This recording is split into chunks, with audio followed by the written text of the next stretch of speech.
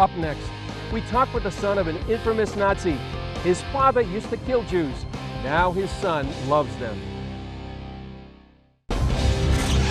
Welcome back. Werner Oder lived in the shadow of the Holocaust. His father trained SS soldiers to kill Jews. Now, through a remarkable transformation, Oder now loves the Jewish people. Tell us a little bit about your background. Well, my family were Catholics, and when Hitler came to power with all his lies and empty promises, they joined his force, and my father joined the SS, which was an elite unit at that time, and he was trained as a specialist to train Einsatzgruppen in the art, the terrible art of killing the Jews. What was it like when you actually met your father? But when this person came home, he wasn't very tall, but it seemed like a huge black shadow came into our home. It had never left me for many, many years.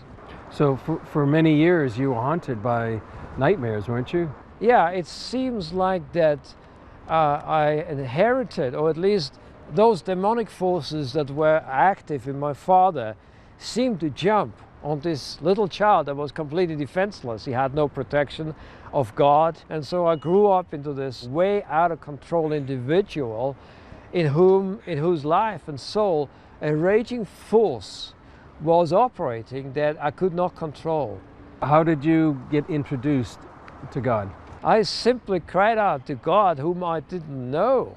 I didn't know where he was, and said, God, I don't want to die, I want to live.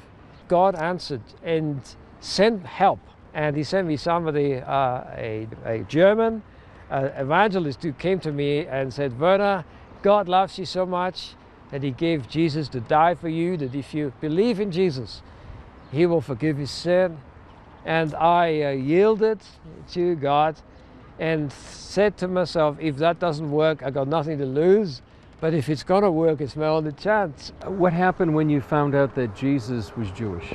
I began to realize that I believed in the God of Israel, who sent his son Yeshua to become the Messiah, born of a Jewish woman whose name was Miriam. Something amazing happened in my heart, that I have discovered a love for the Jewish people. It's not something that I put on. It's not something because I come from a Nazi background and I'm guilty and I ought to be nice to Jewish people. It's not like this. How did the Jewish people react to you now? They change towards me.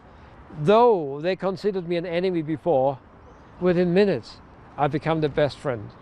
Do you see Israel facing a similar threat to what the Jewish people faced in the 1930s and 40s? No, the threat is far greater. The threat in the 30s and 40s was basically just contained by the German-speaking world and the influence of the German-speaking world, largely limited to Europe. But now the threat that Israel faces is worldwide. But there's one big difference. There are more Christians standing with Israel and praying for Israel than ever in the history of the world. So what do you like to share with people now? It is time for the Christians to become true friends of Israel.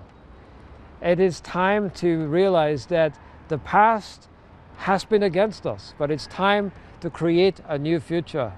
That we leave the past behind, we close the door to the traumas of that without forgetting what happened, and to actually stand up and say, I'm a friend of Israel. I stand with Israel. I will speak for Israel, and I will not do that which my forefathers have done before.